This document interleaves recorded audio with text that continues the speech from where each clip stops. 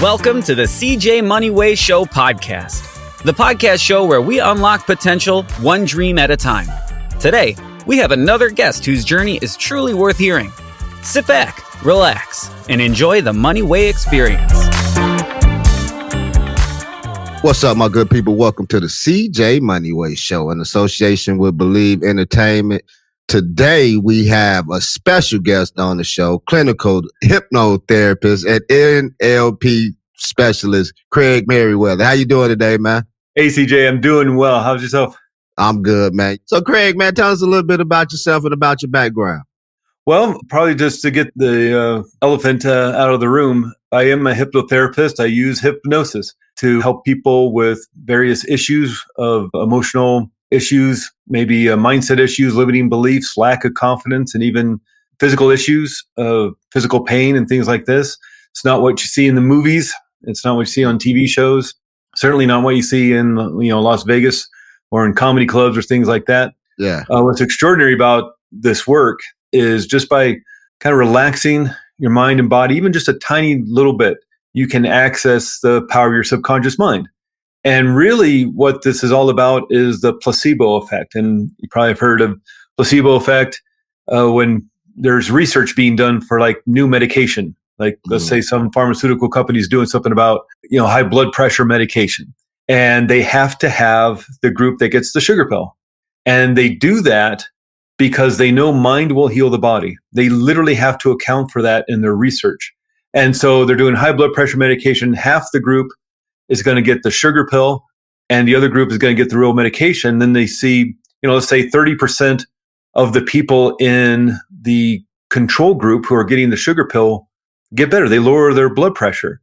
They're doing that through their own mind. They're being tricked into it, but they're literally using mind to heal their body. The real, medication, the people who are getting the real drugs to lower the blood pressure, let's say 40% get better. Well, they now have to subtract 30% because maybe they healed themselves through mind too. And the medication had nothing to do with it. So really only 10% got better on the high blood pressure medication. That's good enough and I'll put it on the market for $50 a pill. But nobody really goes, but all these people healed themselves through mind. And the reason why nobody really waves the flag around that is because there's no huge money and they're not going to make billions and billions of dollars showing people how to tap into their own healing power.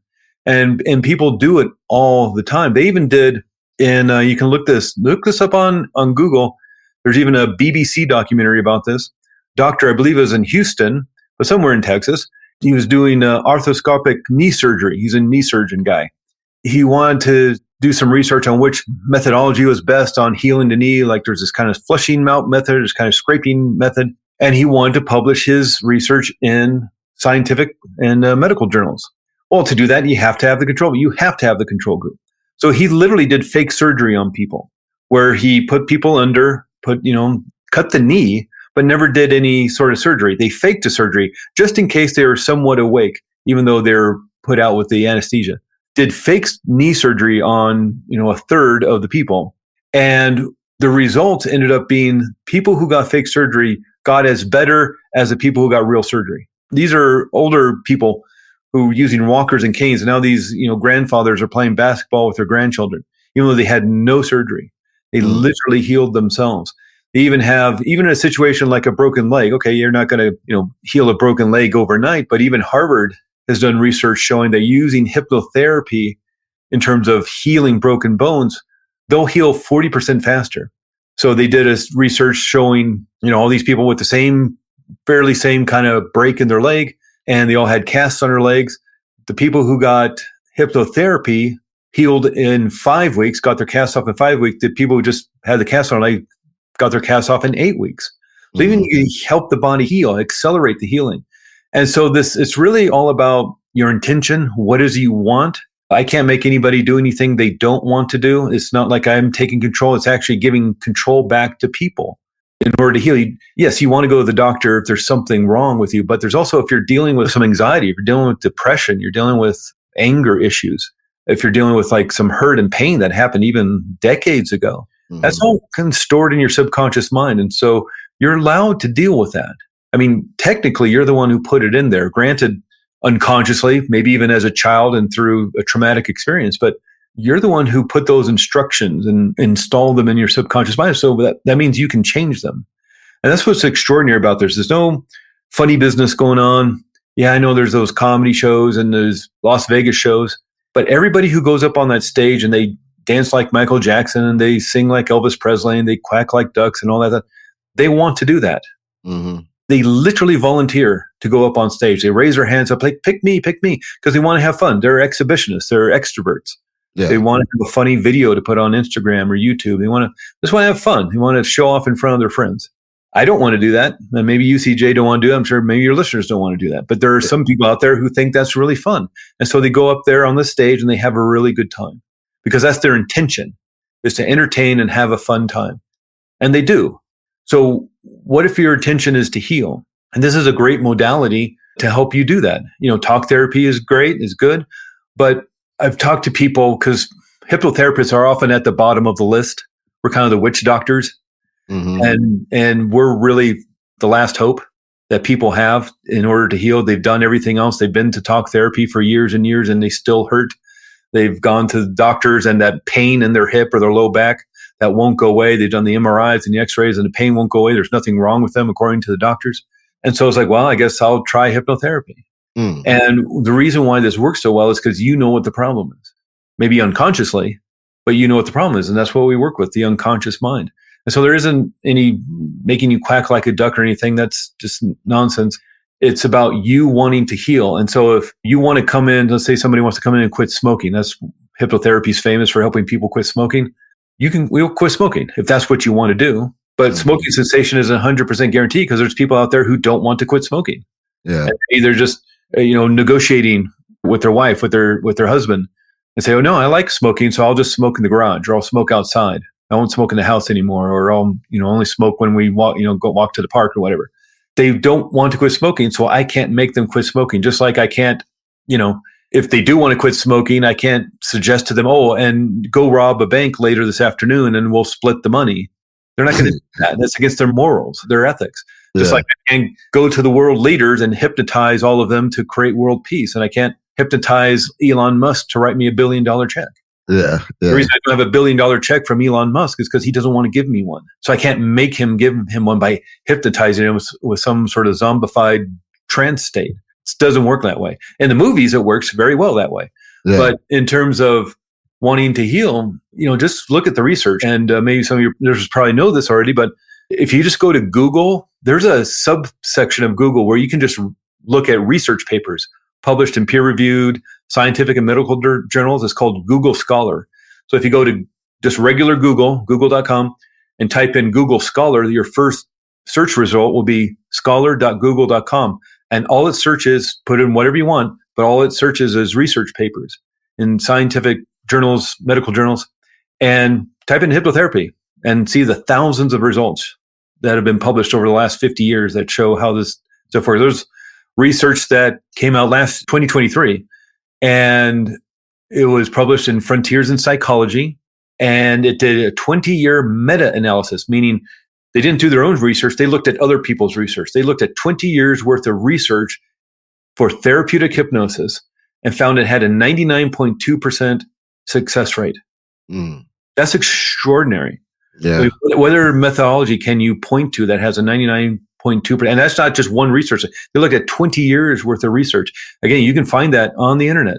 Frontiers in Psychology, I don't know what you type in, 20-year meta-analysis of hypnotherapy.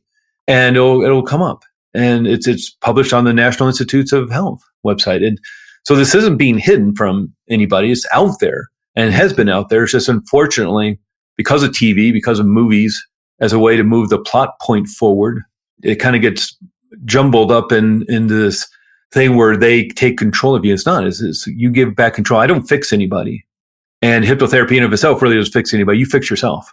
And just like an athlete, maybe they're not playing well, whether it's the Olympics or basketball, football, whatever it is, and they'll bring them off the field. They call it sports psychology. They don't call it hypnotherapy.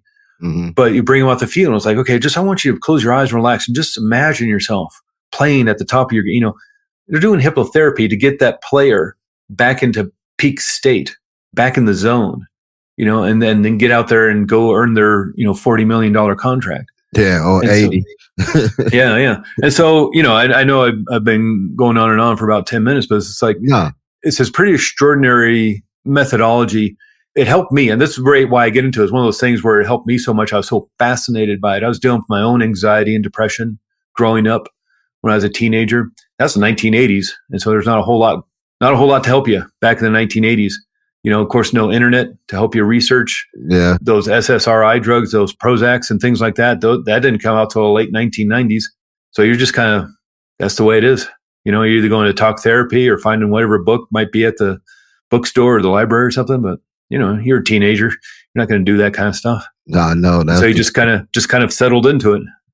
Just thought that was supposed to be that's the way it's going to be. But got to a point in my life, especially with the birth of my son, it's like, okay, I got to do something about this. And hypnotherapy really helped me. So, Craig, let me ask you, man. So, you say in your childhood you went through anxiety and depression. So, is this what inspired you to go into the profession? Yeah, it really helped me. So, it really started, the depression, the anxiety really started in my teenage years. So, this is the 1980s. I graduated high school in 1985. And so that's coming up to 40 years. Good Lord. And so, right into my 20s, again, it's just like, you just get used to it. It's sort of like, well, I guess this is how it is. And maybe everybody else feels like this too. Sort of like, how do you describe color to a blind person? Like, how would you describe green to a blind person who'd never seen green before? So how do you describe, like, oh no, you can have joy and you can have happiness and you have peace and you have freedom and you have ease. And I don't know what that means. I have no idea what you're talking about. And so you just settle into it. Like, this is the way it's going to be. And it was really the birth of my son in the year 2001 that it was like, okay, I got to get my life together. My mother struggled with depression. I struggle in depression and anxiety. Good chance my son's going to as well, whether it's nature or nurture, whether it's what's getting mirrored in the home, what's being taught in the home is how to react to life, or it's some sort of genetic thing that got triggered. Either way, it's good chance he's going to deal with it too. So I wanted to have some tools. I was like, well, I got to figure this out. If nothing else, then for my son. And one of the things that really helped me is by then, the internet's out, 2001, 2002. The internet's out there, so you can really do a lot of research on how to deal with a lot of these things, find a lot of good tools, techniques, and strategies. But I think it was hypnotherapy that really helped me the most, really clearing out a lot of that hurt and pain that I've been dealing with. And I kind of went in that direction of personal growth and self-development and all that kind of stuff. And eventually it's like, man, I really love this hypnotherapy. And I ended up becoming a hypnotherapist myself. You mentioned hypnotherapy, neuro-linguistic programming. These are just all techniques to help kind of reset not only your nervous system, but change how you process information coming to you in life. And it's really what is strongest within your mind is what you do over and over again. And we know this, what you practice, you get better at. And whether it's learning a musical instrument, or you're learning guitar, or play the drums or the bass or the trumpet or the saxophone, or you're learning dance, you're learning martial arts, you're learning to walk as a kid, you're learning to ride a bicycle, whatever it is, what you practice, you get better at. So what if you're practicing anxiety and depression? What if you're practicing fear? What if you're practicing just feeling overwhelmed and worried all the time? You can literally wire that into your brain, just like you wire, your golf swing, or wire learning a foreign language, or learning martial arts. You don't get a black belt on your first day of martial arts class. You got to practice taekwondo, you got to practice judo, whatever it is. You got to practice and then wire it into your system, and then through training, through learning, you get that black belt. But oftentimes the stuff we're dealing with is all on an unconscious level, and we may feel the hurt and the pain and the anxiety, but we may not even know why. Maybe it was too long ago, you don't remember anymore. But your subconscious mind does. And in and of itself, your subconscious mind is for you. It's just trying to protect you and keep you safe. It's for survival. It wants you alive, which doesn't necessarily mean happy and successful, just alive and safe and protected. And what it's using is just the information it's gained over the years, even probably since you were, the first day you were born. Here's all the hurt and pain. We don't want to experience that again. So let's form some armor around that. Practice it for maybe years, if not decades. And then we know those people in our lives are the angry people, the drop of a hat. They just fly into a rage. For whatever reason, they're protecting themselves, they're armoring themselves with anger and rage. Maybe they know, maybe they're not even too far gone. They don't remember anymore, at least in their conscious mind. But it's in there. That's why they're reacting like that. Mm-hmm. They practiced, and their body and mind are trying to keep them safe from something. It's not very resourceful. It's not doing a very good job at it, but it's just, that's the instructions. It's computer coding, really. And just if you're CJ to write computer code, let's say you're writing an accounting program for your business and you put in there 2 + 2 = 5, well, then that's what you're going to get out. It doesn't matter that it's wrong or not very resourceful or helpful for your monthly accounting. And it doesn't matter how much you type on your keyboard or slam your keyboard with your fist out of frustration, or talk to your friends, talk to your spouse, talk to a coach, talk to a therapist. It's like how unfair it is that 2 + 2 = 5 it doesn't make any sense. It's not until you go into the computer code and like find that line. Oh, there it is. 2 + 2. That's weird. Why is that there? You switch it. You amend it. You edit it. You delete it. And you put in 2 + 2 = 4. Press save. Now your equations equal out. It's almost exactly the same thing with hypnotherapy. You got some trauma, and I don't want to make it sound like it's super duper easy peasy, but sometimes it is. You know what the problem is, not consciously, quite possibly not consciously, but you're feeling maybe that anxiety or that hurt or that pain, and you're feeling it because your subconscious mind knows why. And if your subconscious mind knows why, then you can do something about it. Oh, so Craig, you've created quite a few programs. Let's start with Depression 180, since, we talk about depression and things of that nature. Can you tell us a little bit more about this best-selling program? Yeah. So this is a program. So like I mentioned before, I was struggling with depression, anxiety myself. I really wanted to get a handle on it and deal with the depression and anxiety because my son was coming, he's going to be born in 9 months. And though even after 9 months, I was still kind of struggling and figuring it out. I was figuring out exercises, techniques, strategies to deal with it. And one day I woke up, there's some trial and error, and it was on and off because there's life and there's work and there's a new baby and all that. But I woke up one day and I was like, oh, I don't feel depressed anymore. I don't feel that anxiety anymore. And what I realized is I had this toolbox filled with amazing tools to deal with anxiety, deal with depression. And I put it all into a book. I actually joined this writing contest. It was kind of accidental. It was just, here's this writing contest and you could get a publishing contract. And while I didn't get the publishing contract, I got pretty close to it. Mm-hmm. And that just kind of led to just one thing after another. So I was in this writing contest through Hay House as one of their subsidiaries, Hierophant. And while I didn't get to, the publishing contract, I didn't make it to number one. Apparently I made it to number 2, the second slot. And it was like months long contest of like submitting a chapter and all this kind of stuff. Yeah. And that led to the Depression 180 program. That led to an invitation to be in that book, Pearls of Wisdom. So that's a compilation book filled with 30 different chapters from lots of different people from all walks of life, including Jack Canfield and Marcy Shimoff. Maybe some of your listeners might know who they are. And so the Depression 180 program is just all these different tools and techniques, because depression isn't one thing. It's more of it's not an illness in itself of itself. It's a symptom of something. And that's what's so insidious about depression is, it could be side effects of a medication. Mm-hmm. It could be side effects of Prozac. One of the side effects of Prozac is depression, strangely enough. Now, not everybody, of course, is going to experience depression when they take Prozac, but that is one of the side effects. So it could be side effects of a medication or several medications mixing together, creating the depression. It could be a thyroid issue. It could be a high blood pressure issue. It could be a brain injury. It could, if somebody's been in an accident, they've shown research that depression can show up 2 years after a traumatic brain injury. So whether it's car accident or, falling off a roof when you're shoveling snow or, God, my God, football or something. Why would you ever equate, depression 2 years after some sort of accident that caused a concussion or something like that? Mm-hmm. So it's pretty insidious, let alone the grief or the trauma somebody may be experiencing. So there's all these different aspects to feeling depression. So certainly when you're feeling depressed or anxious, going to the doctor is a good idea to get a full kind of physical workup with the blood work and all that stuff. Mm-hmm. But there's a lot of techniques. I'll give you one right here. Exercise. And it may seem ridiculous and silly, just like, well, exercise. it literally, research shows exercise works as well as medication to cure depression.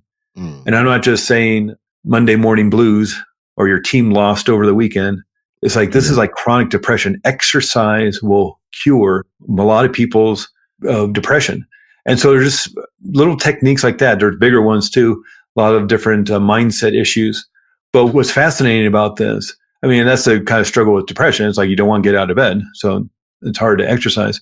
But we were talking about the placebo effect earlier. And what was interesting is there's Dr. Irving Kirsch. He was researching Prozac and all those SSRIs, selective serotonin reuptake inhibitor medications, in the early 2000s. And some of that research was funded by the National Institutes of Health, which is a government agency. Now, there's no law that says that you have to publish your research. No law says that. But if the government gave you money for it, you have to send it to the government. And so Dr. Irving Kirsch did a Freedom of Information Act in the early 2000s to get all this unpublished research from the pharmaceutical companies about these antidepressant drugs. And in one of these research trials, again, you have to have the people on the medication, you have to have the people taking the sugar pill. One of the research studies showed that 90% of the control group, the people getting the placebo, got better. They healed themselves. Again, not just Monday morning blues. This is chronic depression. They healed themselves of chronic depression. 90%. It's extra. Of course, they're not going to publish that. Yeah. But that's how powerful you are. You know, not just me, not just you, CJ, everybody listening, everybody in the world is that powerful. You can do this. And again, so not only just accelerating healing, like with the broken legs or dealing with physical pain, but it's also, you know, dealing with emotional issues. And so the Depression 180 program came out about 2010, 2011, and it's a book, and there's some on the website. There's a wonderful interview series of, I interviewed 40 different people to help publish the book when it came out to do it. And it's a wonderful program. And then that led to being in that, offering a chapter to 30 Pearls of Wisdom, that compilation book, and which then led to doing the Mind Mastery Blue. There's all these programs that kind of leapfrogged each other. That was all before I even became a hypnotherapist. I was in my personal development, self-growth phase of like just wanting to get this information out there. I struggled with depression. I know there's got to be other people. So here's what I've learned about depression. Here's I help myself. Here's the research behind it. And so that's what that book was all about. And the Mind Mastery Blueprint is sort of like a follow-up to it. If you don't necessarily deal with depression, but you want to just feel better and you want to operate at peak potential, you know, here's some, you know, similar exercises, different stuff. And, but then I kind of all put that, and that led to the podcast, you know, it's all leapfrogging each other. And I did a podcast, Tipping Point Radio, for till about 2015 or so. And that's when I decided to become a hypnotherapist. And so I just kind of had to, all that stuff had to be put on, you know, the back burner, you know, with life and work and now going to school to become a hypnotherapist and all that. It kind of put a period behind all that stuff. It's all out there, but I just had to start focusing on becoming a hypnotherapist right around then. So, Craig, you've mentioned this book a few times, Pearls of Wisdom. What can we expect to learn from it?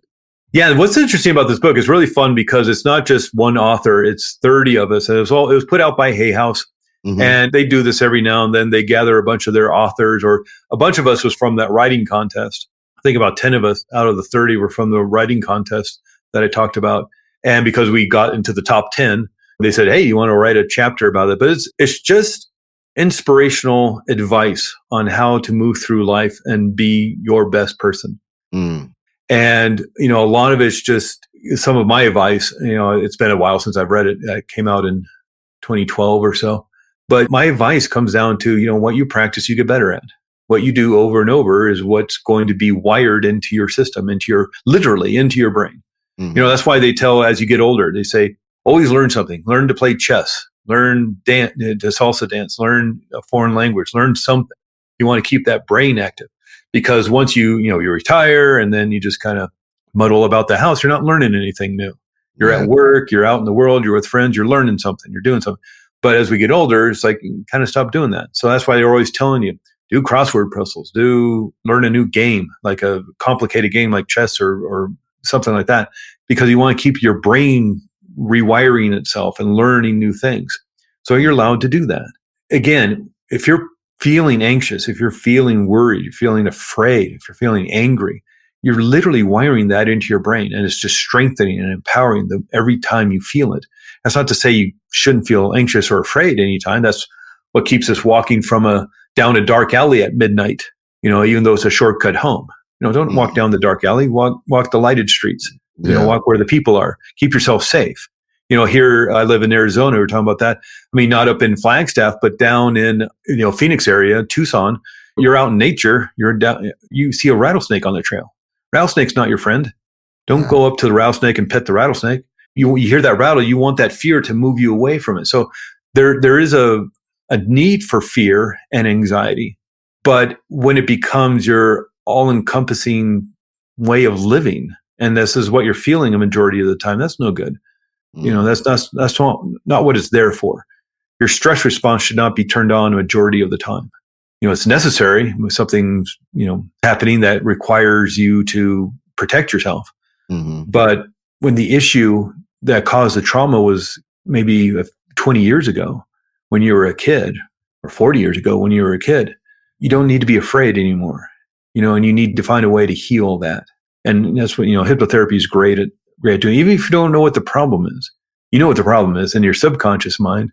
Mm-hmm. That's why you keep triggering that anxiety or that fear or that anger. So somewhere within that unconscious part of your mind, you know what the problem is because it's trying to protect you from it. But we only have this little bit of conscious mind that we need to focus on work and life and kids and elderly parents and all this stuff going on in life. So oftentimes we can't hold on to those boxes of memories, whether they're happy or traumatic or frightening or whatever they may be. So we store them in the basement, Yeah.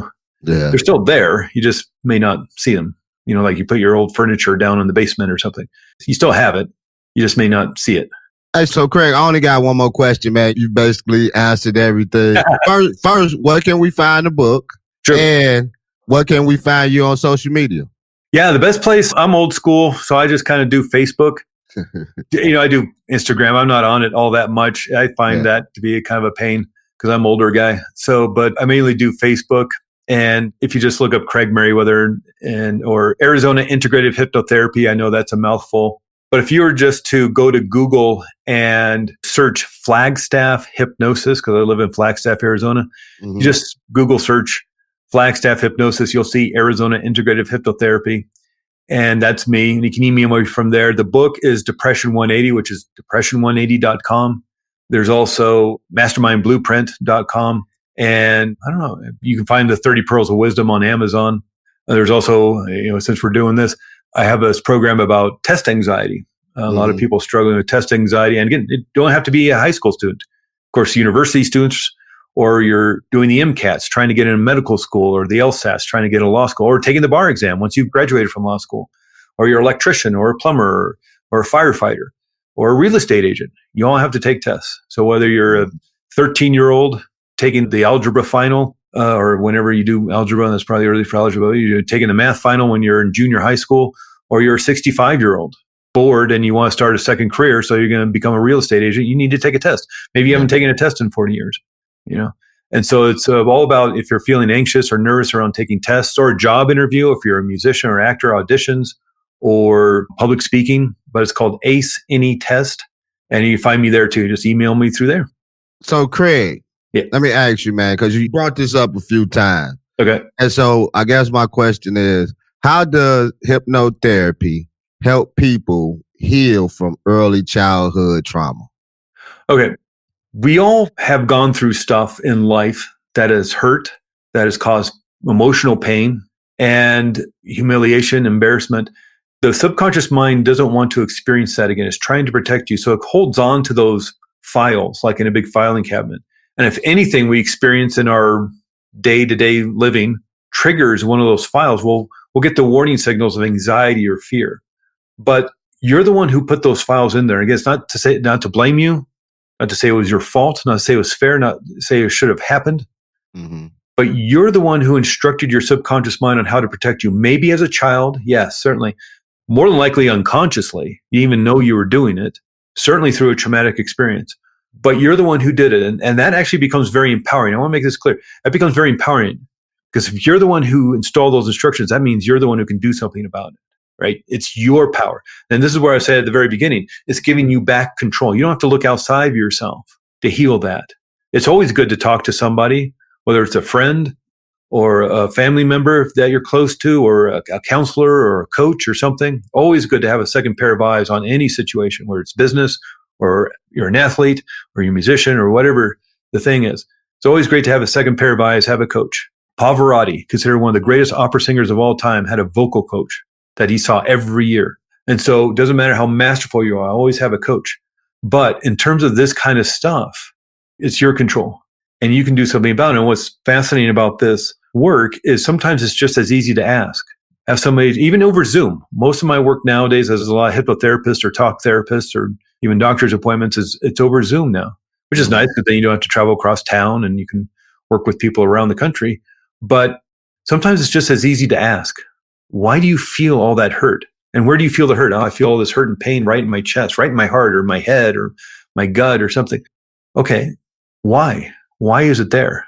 And you can lead, and I'm being oversimplifying it just for the sake of time, but sometimes it's just as easy to ask, why do you hurt? And what do you need to do about it? And you'll tell. You say, okay, I need to do this. I need to tell that child that it's okay. They're going to be all right. All right. Well, then imagine that child's out in front of you and tell the child everything that child needs to hear to make this better.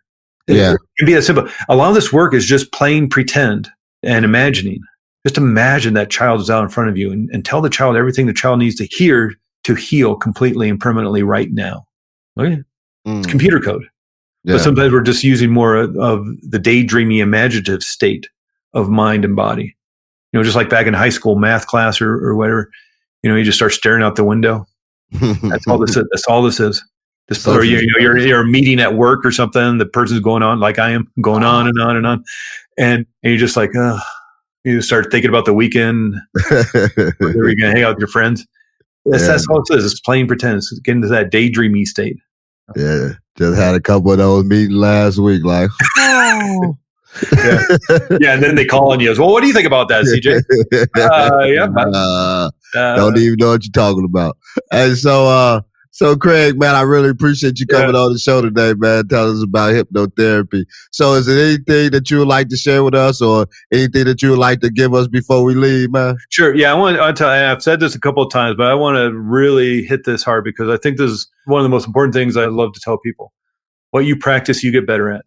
And so you can use that to your success or you use it to your detriment. If you're practicing anger, if you're practicing fear, if you're practicing anxiety, you're going to get really good. You're going to get a black belt in anxiety and depression and anger. What if you want joy? If you want confidence, if you want happiness, you want peace, you can have it. But again, it's going to take some practice. The Dalai Lama still meditates every day. The guy's 90 years old. He still meditates every day because he knows what is strongest within his mind. Read his books. He talks about the anger and the sorrow and the frustration and despair of what's going on in Tibet. Chinese government still bulldozing down his monasteries to build roads and other buildings, and probably mostly just to give him the middle finger and, just arresting his monks, torturing his monks. Of course he's going to be angry. Of course he's going to feel despair around that. He's a human being, but he doesn't want that to be who he is. So every day he practices loving kindness and compassion meditation. That's his work. That's what he does.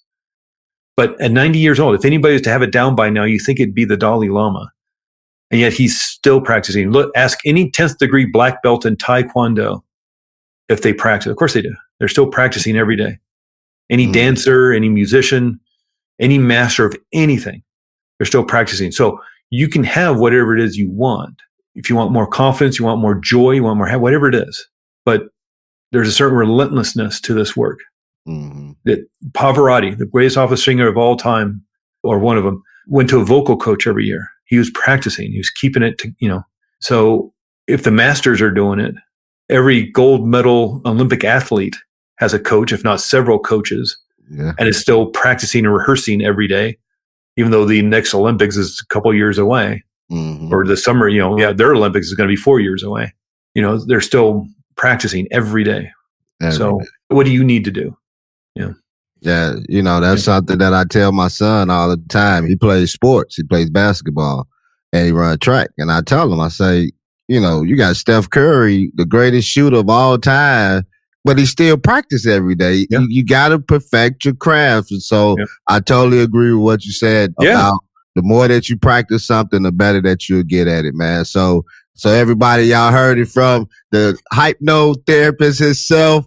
Hey, practice and you'll get better at it, man. Yeah. Practice and you'll get better at it. Hey, Craig, man, I really appreciate you coming on the show, man, giving us this. Thank you, sir. I had a fun time. I was really been looking forward to this. Thank you, CJ. I really appreciate you inviting me onto your show.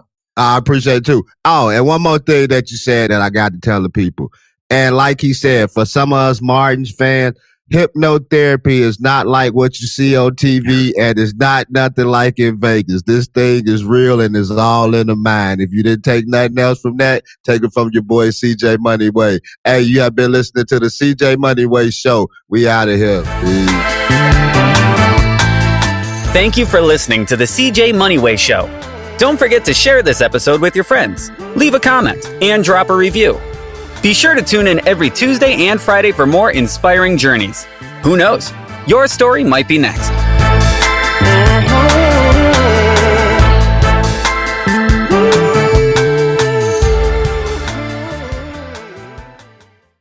You just realized your business needed to hire someone yesterday. How can you find amazing candidates fast? Easy. Just use Indeed. Stop struggling to get your job post seen on other job sites. With Indeed sponsored jobs, your post jumps to the top of the page for your relevant candidates, so you can reach the people you want faster. According to Indeed data, sponsored jobs posted directly on Indeed have 45% more applications than non-sponsored jobs. Don't wait any longer. Speed up your hiring right now with Indeed. And listeners of this show will get a $75 sponsored job credit to get your jobs more visibility at Indeed.com/PODKATZ13. Just go to Indeed.com/PODKATZ13 right now and support our show by saying you heard about Indeed on this podcast. Terms and conditions apply. Hiring? Indeed is all you need.